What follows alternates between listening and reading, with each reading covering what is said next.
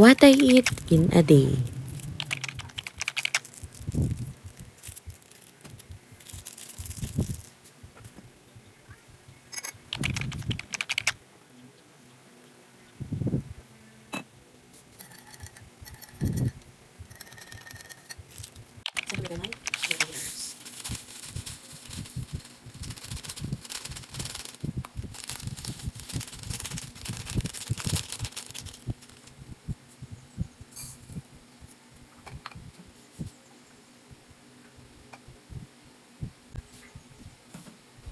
Ito binababari ko na siya ng Taki Rice guys ay glass blue container. Kung meron yan.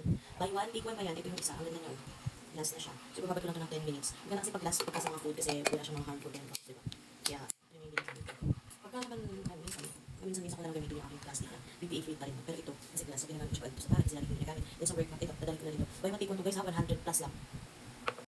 Ito na yung niluto ko guys na ang palaya ng itlog. So bulong ko. Hindi ko pa nga natin. Sobrang ambang kasi oh. Parang sobrang sarap niya. Ito na yung siya na Taki Rice. Dito ko siya lagyan. Half serving lang to siya. Pero ang dami ng half serving. Hindi ko nasi. Hindi lang.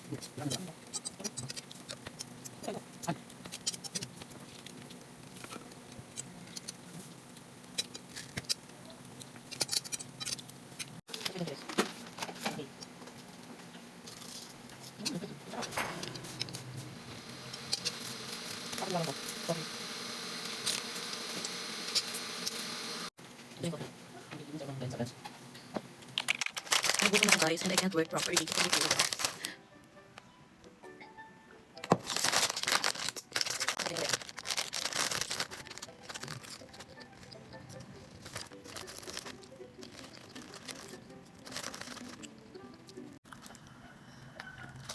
Just the fiber cleanse.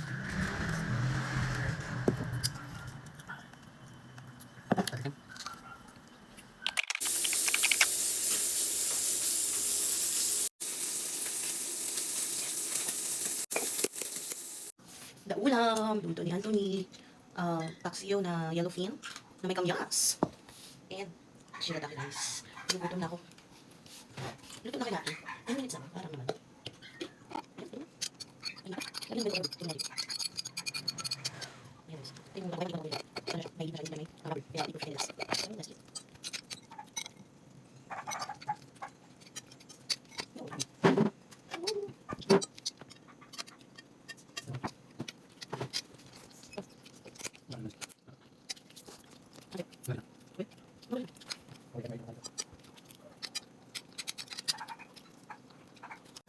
Of course, ito. Paubos na to. Yung si Miss Kat na yan, napakatagal niyang mag-restock.